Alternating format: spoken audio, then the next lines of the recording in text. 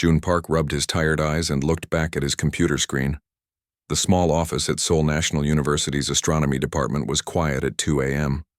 Only the hum of machines broke the silence. June had been tracking a strange object in space for 3 months now.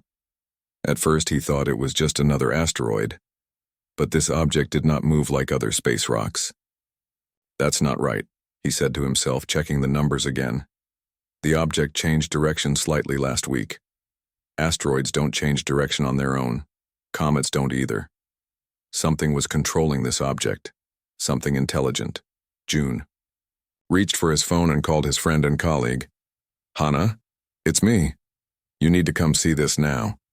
Dr. Hana Kim arrived 30 minutes later, her black hair tied in a messy bun, wearing jeans and an old university sweatshirt. She didn't bother changing after June's urgent call. This better be good, June. It's the middle of the night, she said, but her voice had no anger in it. She knew June would not call unless it was truly important. Look at the path of object XJ7, June said, pointing to his screen. See how it changed direction here? And here? And look at the speed changes. This is not natural, this is controlled. Hana leaned closer to the screen. Her eyes widened. Are you saying? Yes, June said simply. I think we found a spaceship, and it's heading toward Earth. By the next day, 5 other observatories around the world confirmed June's findings. The object was large, about the size of a small city. It moved with purpose, and it would reach Earth's orbit in less than 2 weeks. The news spread quickly. Government officials from many countries met in emergency meetings. Some people panicked and began storing food. Others didn't believe it was real. Religious groups said it was the end times. Scientists worked day and night to learn more. June and Hana were called to a special meeting at the Korean Space Agency.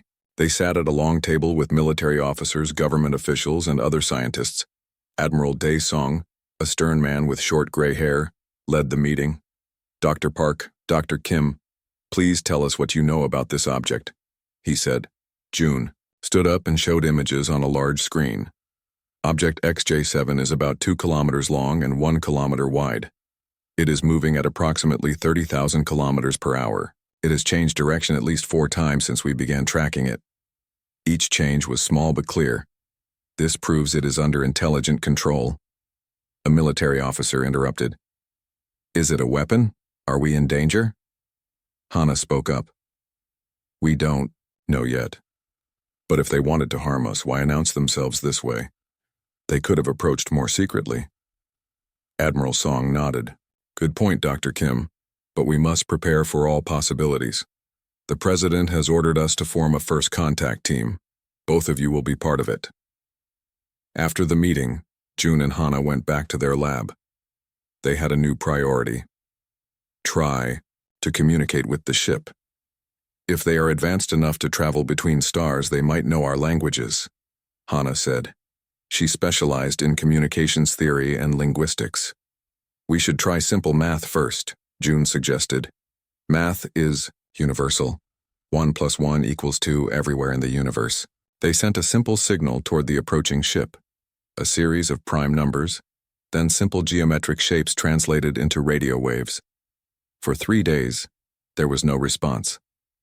The world waited. Military forces around the globe went on high alert. The stock market crashed.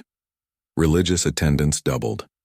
Then, on the 4th day, as June was alone in the lab at midnight, his equipment detected a signal. His heart raced as he recorded it. The signal was coming from the ship. He called Hana immediately. They responded, he said when she answered. Come quick. Hana arrived in record time. Together, they analyzed the signal. It's a pattern, Hana said, looking at the screen. They're responding to our math with more complex math. And look, there's something else here. The signal contained a series of images, simple line drawings at first, a circle, a star, a human stick figure. Then more complex, DNA structure, solar system diagrams, and finally a map showing the ship's intended landing location. They want to land, June said, pointing at the map. And they've chosen Mount Baekdu. Mount Baekdu was an ancient volcano on the border between North Korea and China. It was considered sacred in Korean culture. "We need to tell Admiral Song right away," Hana said. The next week passed in a blur. The world's governments argued about how to respond. China and North Korea initially refused to allow the landing at Mount Baekdu. Russia and the United States moved military ships closer to the Korean peninsula. Meanwhile, June and Hana continued, communicating with the ship. Each day, the messages became more complex. The aliens began sending what appeared to be language lessons, simple words paired with images. Hana worked day and night to understand them. "They're learning our languages incredibly fast," she told Admiral Song during a briefing, "and they're teaching us pieces of theirs." "What do they want?" the Admiral asked. "Have they said why they're coming?" "We think so," Hana said, showing a series of images the aliens had sent. "They keep showing this symbol and pointing to Earth. We believe they're looking for something that's already here." The symbol looked like a large ship with distinct markings. Next to it was the number 111. "Class 111 world ship," June read from their best translation. "They think something called a world ship is hidden on Earth, and they've come to find it." 2 days before the alien ship would reach Earth, a surprising message came through. It was in clear, perfect Korean. "Greetings, people of Earth, we come in peace. We seek the Class 111 world ship hidden on your planet. This vessel landed on your world 50,000 years ago. It contains technology beyond your understanding. Help us retrieve it, and we will share knowledge with you. Refuse, and the ship may activate on its own, with consequences you cannot control." The message was broadcast worldwide in multiple languages. Global panic followed. But strangely, within hours, thousands of people reported having dreams of a mountain opening up to reveal a massive ship inside. All the dreamers described the same thing: a ship buried under Mount Baekdu. There must be some kind of psychic beacon activating, Hana theorized in an emergency meeting. The world ship could be real, and it might be waking up. Admiral Song looked grim. The North Koreans report unusual energy readings from inside the mountain. China has detected movement beneath the surface. Whatever is down there, it's active now. June looked at the latest satellite images of Mount Baekdu. A new heat signature was visible, growing stronger each hour. "We need to let them land," he said firmly. "If this world ship is as powerful as they suggest, we need their help to control it." After tense negotiations, an agreement was reached. The alien ship would be permitted to land near Mount Baekdu. A joint international team would meet them. June and Hana would be part of this historic first contact. As they prepared to leave for the landing site, Hana pulled June aside. "Are you afraid?" she asked quietly. June thought for a moment.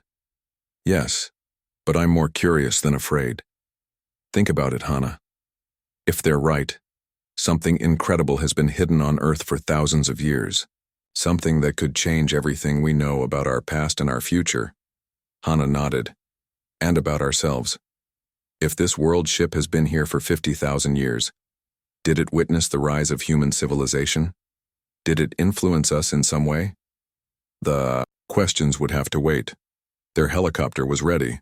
First contact was only hours away. And beneath the sacred mountain, something ancient was stirring, awakening after a sleep of 50 millennia. The helicopter landed in a clearing near Mount Baekdu. June stepped out and looked up at the gray sky. Snow fell lightly on the group. 6 helicopters had brought the welcome team: scientists, military officers, government officials, and translators from South Korea, China, Japan, and the United States. Admiral Song gathered everyone together. He wore a heavy blue coat with his medals on it. "Remember, we represent all of Earth today," he said. "Stay calm. Follow the plan. No sudden movements." Hana stood next to June, checking her tablet computer. It contained all the messages they had received from the aliens. "Are you ready?" she asked June. "No," he said honestly. "How can anyone be ready for this? But I'm here anyway." They walked to the meeting spot, a flat area about 1 kilometer from the mountain. The alien ship would land here in 30 minutes. Soldiers set up lights around the field. Other soldiers with guns stayed hidden in the trees. They were told to watch but not to scare the visitors. "The alien ship has entered Earth's atmosphere," a voice said over the radio. "It will arrive in 10 minutes. Those 10 minutes felt like the longest in June's life. The snow stopped falling. The clouds parted. And then they all heard it. A low humming sound coming from above. "There!" someone shouted, pointing up. A large, dark shape moved slowly across the sky. It was much bigger than June had imagined. The ship was smooth and black, shaped like a teardrop. It had no visible windows or doors. It made almost no sound as it floated down toward them. The ship stopped about 50 meters above the ground. A beam of blue light shot down from the bottom of the ship to the center of the field. The light widened to form a circle about 5 meters across. "They're scanning the area," Hannah whispered. After a minute, the blue light disappeared. The ship slowly lowered itself until it touched the ground. It was much larger up close, at least 200 meters long. Everyone waited. The air felt charged, with energy. Then, a seam appeared in the smooth black surface of the ship. The seam widened, forming a doorway. A ramp extended from the opening to the ground. 3 tall figures walked slowly down the ramp. "They look almost human," Hannah said softly. It was true. The aliens walked on 2 legs and had 2 arms. They had heads with 2 eyes, a nose, and a mouth. But there were clear differences. They were very tall, at least 2 meters high. Their skin was pale blue with faint patterns that seemed to move. Their eyes were large and silver-colored with no pupils. They wore simple white clothes that seemed to glow slightly. The alien stopped at the bottom of the ramp. The one in the middle stepped forward. "Greetings, people of Earth," it said in perfect Korean. Its mouth moved differently than the words, June heard. "I am Taejo, speaker for the collective. We thank you for allowing us to land." Admiral Song stepped forward. He bowed slightly. "Welcome to Earth. I am Admiral Song. We have many questions for you, and we will answer them," Taejo said. "But time is short. The world ship is awakening faster than we expected." Hannah moved closer. "You mentioned a Class 111 world ship in your messages. What exactly is it?" Taejo turned toward her. His silver eyes seemed to look through her. "The world ships are the greatest creation of the Cedars, who came before us. They are vessels that contain the knowledge of many civilizations. They also carry the seeds of life. The Class 111 is the most advanced type. It was damaged during a cosmic event and made an emergency landing on your planet approximately 50,000 years ago." "Seeds of life?" June asked. "Do you mean it brought life to Earth?" "No," Taejo said. "Your planet already had life when the ship arrived, but the ship has been dormant here, waiting to be recovered. Why didn't your people come sooner?" "Admiral," Song asked. "We only recently discovered its location. The ship was designed to hide itself, but now it is waking up. Its energy systems are reactivating." As if to confirm his words, the ground trembled slightly. In the distance, birds flew up from the trees in panic. "The mountain," one of the Chinese scientists said, pointing. A thin wisp of smoke was rising from the top of Mount Baekdu. "The world ship is beginning its emergence sequence," Taejo said. His calm voice now had a hint of worry. "We must reach it quickly to control the process. If it fully activates without guidance, it could cause damage to your world." "What kind of damage?" Admiral Song demanded. "The world ship has power systems that could trigger volcanic eruptions or earthquakes as it uncovers itself," Taejo explained. "It was not designed to consider the safety of local life forms during emergency protocols." Another tremor, stronger, this time shook the ground. "We need to move quickly," Taejo said. "We request permission to approach the mountain with a small team." Admiral Song consulted with the other officials. After a brief discussion, he nodded. "We will take you there, but our people will accompany you." 2 hours later, June found himself climbing up the snowy slopes of Mount Baekdu alongside Hannah, Admiral Song, and 2 Chinese scientists. Taejo and 2 other aliens walked with them. The rest of both teams waited at the base of the mountain. The aliens moved easily through the snow despite their height. They carried small devices that looked like silver tablets. "The entrance is close," Taijo said, checking one of the devices. The ship is reaching out to us. Reaching out how?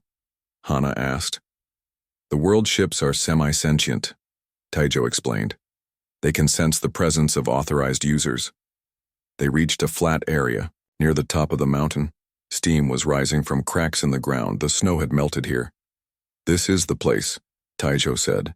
He moved his hand over his silver tablet. It projected a holographic image of what looked like a door.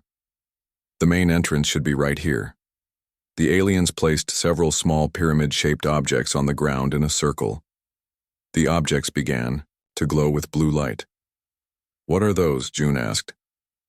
Activation keys, Taijo replied. They will signal the ship to open its outer doors. The blue light from the pyramids grew brighter. The ground began to shake again, not in a violent way but in a steady rhythm like a giant machine coming to life. Then, to everyone's amazement, a section of the ground about 10 meters across began to sink downward, forming a perfect circle. Stone and dirt disappeared, revealing a smooth metal surface beneath. The outer shell, Taijo said. It disguised itself as part of the mountain. The metal surface split open like the petals of a flower, revealing a dark tunnel leading down. The entrance awaits, Taijo said. He took a step toward the opening, but before anyone could enter, a bright column of light shot up from the tunnel. Within the light, a figure appeared. It looked similar to Taijo but was taller and had patterns of light moving across its blue skin. When it spoke, its voice seemed to come from everywhere at once. Greetings. I am the curator of World Ship Nebula, Dawn. My systems have detected both authorized and unauthorized access attempts. The figure turned toward Taijo and the other aliens. Collective representatives identified. Warning. Your access has been restricted due to directive violations. Taijo stepped back in shock. Restricted? We are the inheritors of the Cedars. We have come to recover the ship. Negative, the curator said. The collective abandoned the Cedar principles 3.7 million cycles ago. You are no longer recognized as primary users. The curator then turned toward the humans. However, I detect potential compatible users among the native species of this world. Interesting. Genetic analysis suggests possible deliberate seeding from previous world ship contact. Everyone stood in stunned silence. Hana was the first to find her voice. Are you saying that humans are somehow connected to your creators? Preliminary scans indicate partial genetic compatibility with cedar patterns, the curator said. Further testing is required. Please step forward for evaluation. Hana looked at June and Admiral Song. The Admiral nodded slowly. Be careful, he said.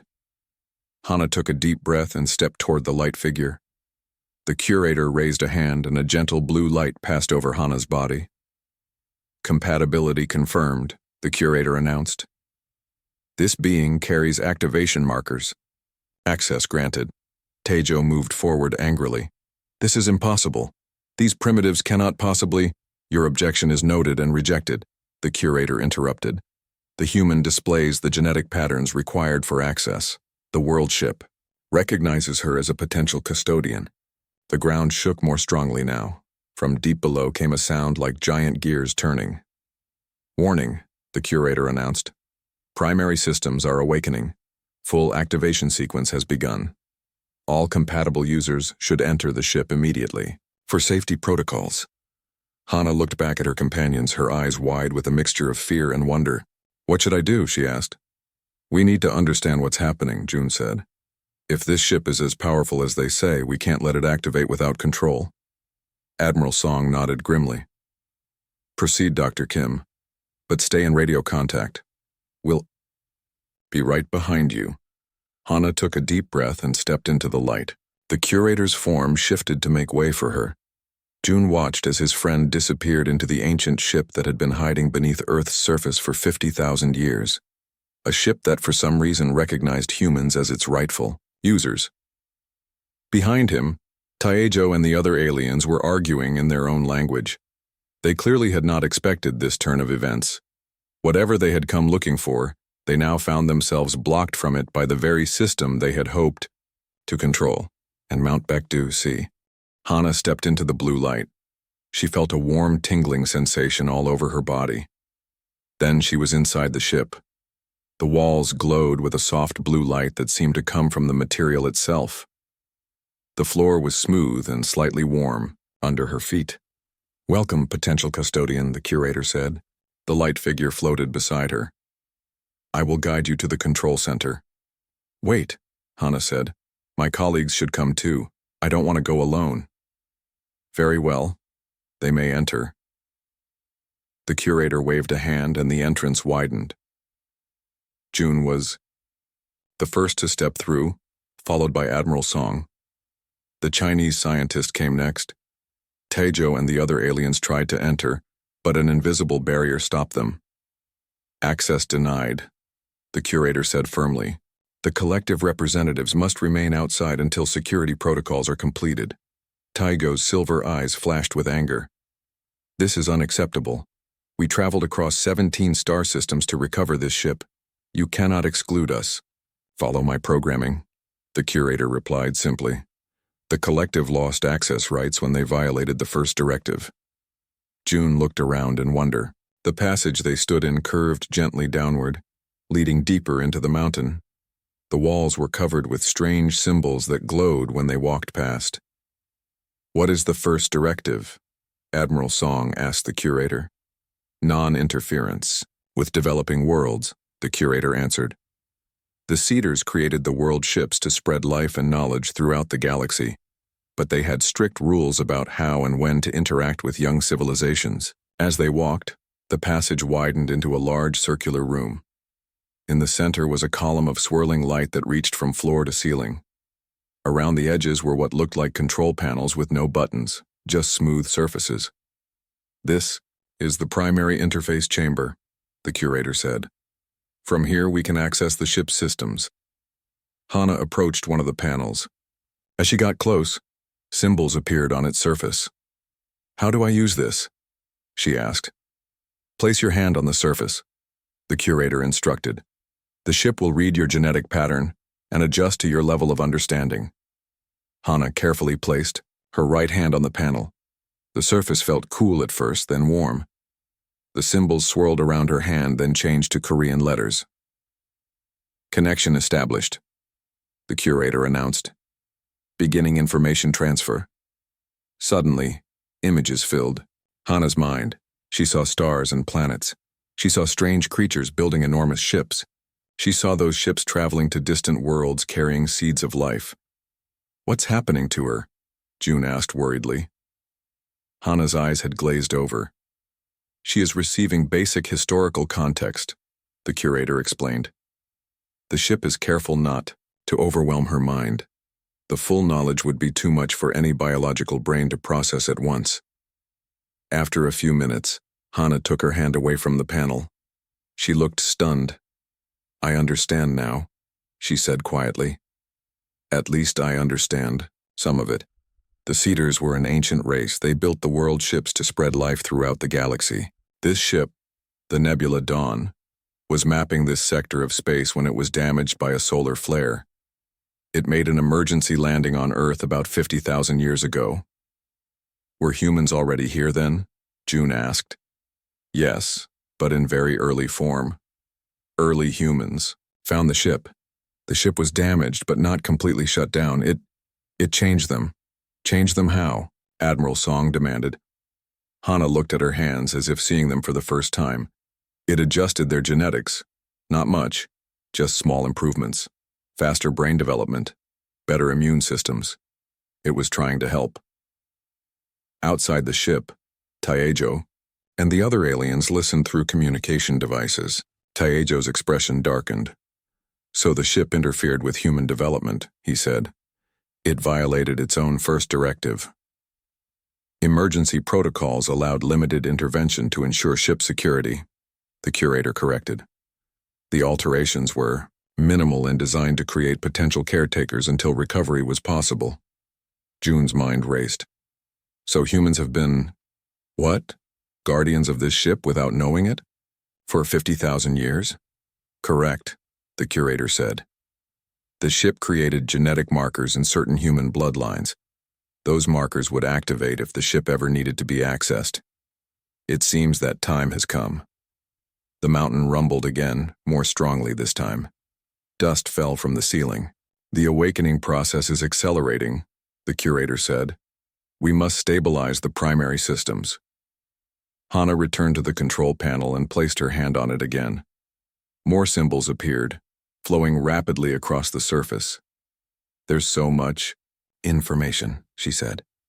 The ship contains knowledge from hundreds of civilizations, scientific data, cultural records, biological samples. It's like a cosmic library. That is one function of world ships, the curator explained. We preserve knowledge that might otherwise be lost. We also carry the means to seed worlds with life, or to help existing life evolve. Admiral Song stepped forward.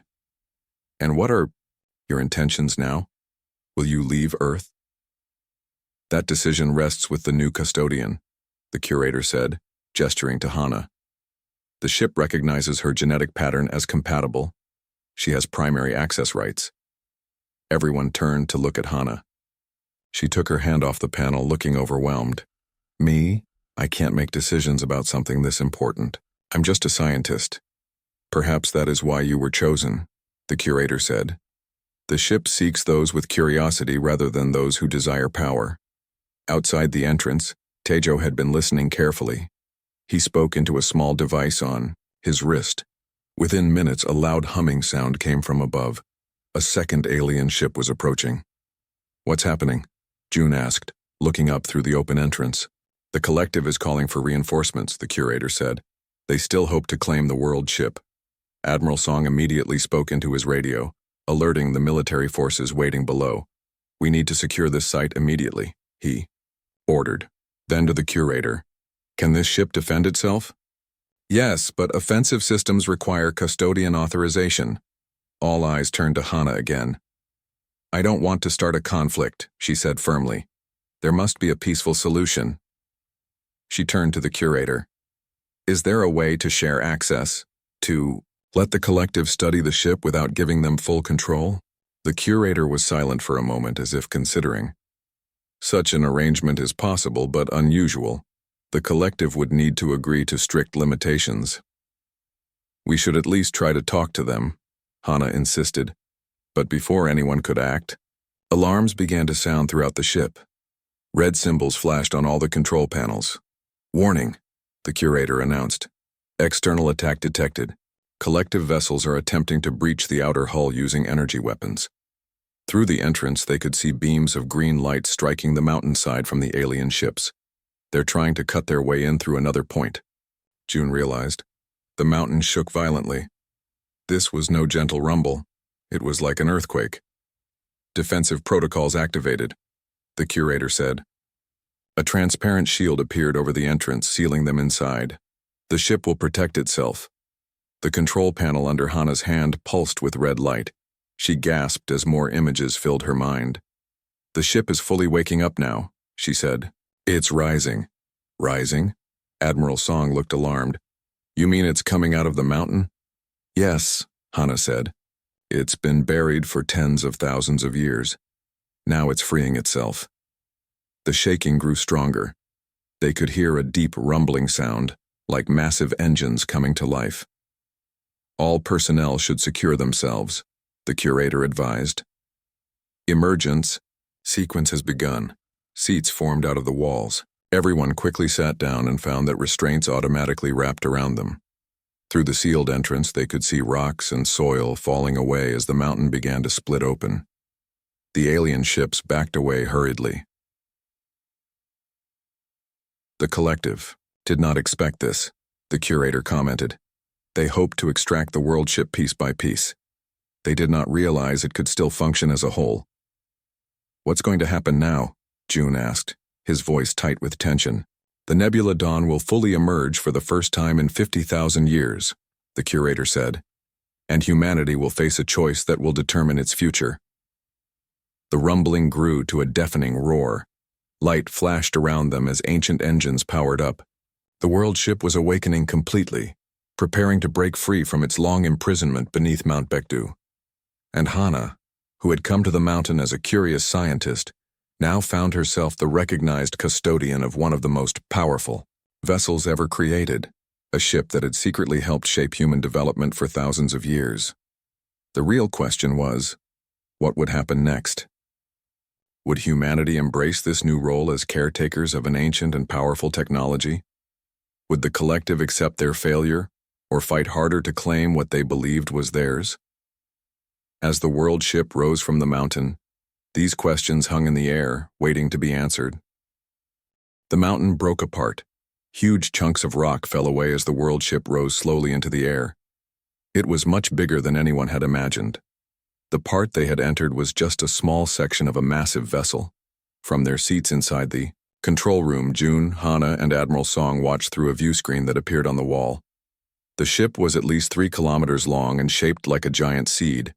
Its surface was smooth and dark blue with lines of light running across. "It like veins, it's beautiful," Hana whispered. As the ship rose higher, they could see the chaos below. People were running away from the mountain. Military helicopters circled at a safe distance. The alien ships hovered nearby, not attacking now but watching carefully. "We need to tell everyone we're safe," Admiral Song said urgently. "And that this isn't an attack. Communication systems are online," the curator announced. "You may send messages to your people." Admiral Song quickly used his radio to contact his superiors. June watched as Hana continued to work with the ship's controls. She seemed to understand them better with each passing minute. "The ship is asking what I want to do," she said, looking up from the panel. "It's giving me options." "What kind of options?" June asked. "It can return to space. It can go back into hiding. Or it can share." "Share?" June moved closer to her. "What does that mean?" "Share its knowledge with humanity," Hana explained. "Not all at once. That would be too much. But slowly, carefully, to help us advance." The curator nodded. "That is one of the primary missions of world ships, to help developing civilizations reach their potential when they are ready." "And the curator thinks we're ready?" Admiral Song asked skeptically. "Not fully ready," the curator corrected, "but ready to begin. The genetic markers in humans have matured enough to allow basic access. Full knowledge would take generations to transfer safely." Outside, the alien ships were moving closer. A message came through the ship's communication system. It was Taejo. "Human custodian," he said, his voice tense. "The collective requests a meeting. We have much to discuss." Hana looked at Admiral Song, who nodded. "Allow them to dock," Hana told the curator. "But limit their access to the meeting room only." "Understood," the curator replied. Security protocols engaged. A new passage opened from the control room, leading to a large circular chamber with a table in the center. The table looked like it was made of glass but glowed with soft light. "This is the diplomatic chamber," the curator explained. "It was designed for meetings between different species." They walked to the chamber and waited. Soon a door opened on the opposite side. Taejo entered with 2 other aliens. They looked around cautiously. "The world ship is impressive," Taejo said. "More intact than we expected after so long." "Why did you attack it?" Hana asked directly. "We did not attack. We attempted to access another entry point when we were denied the main entrance. With energy weapons," Admiral Song pointed out. "Tools designed to cut through the outer shell," Taejo said smoothly. "We have been searching for world ships for generations. They are our heritage." "The curator says you lost your right to them," June said. Taejo's silver eyes narrowed. "The curator follows outdated protocols. The Cedars are gone. They vanished millions of years ago. The collective are their closest descendants. These ships should be ours. And yet this one recognizes humans as compatible users," Hana said. "Why is that?" Taejo hesitated before answering. "The world ships were programmed to identify certain genetic patterns. By chance or by design, your species developed similar patterns." "Not by chance," the curator interrupted. "The emergency protocols included limited genetic adjustments to create compatible caretakers." Hana felt a chill. "So the ship changed early humans to be more like the Cedars? To be caretakers until someone came to recover it?" "Correct," the curator said. The alterations were minimal but significant. Taejo leaned forward. You see? The ship manipulated your evolution. You were meant to be temporary caretakers, not permanent users. That is incorrect, the curator said firmly. The adjustments were made to create potential partners, not servants. The Cedars believed in cooperation, not domination. Admiral Song stood up straighter. What exactly do you want from us, Taejo? We propose a partnership, Taejo said. The collective has experience with world ship technology. You do not. Allow us to help you understand and use it properly. In return, we ask for access to its knowledge and systems. Hana thought carefully. And if we refuse? Then you risk misusing a powerful technology you don't understand, Taejo said. More collective ships are arriving. We could take the world ship by force, but we prefer cooperation. The threat was clear. June looked at the view screen, which showed more alien ships appearing in the sky above Earth. What should we do? He asked Hana quietly. Hana turned to the curator. What would the Cedars have wanted? The curator was silent for a moment. The Cedars valued diversity and cooperation. They would not approve of knowledge being monopolized by any single civilization, but they would also protect developing worlds from harmful interference. Hana nodded and made her decision.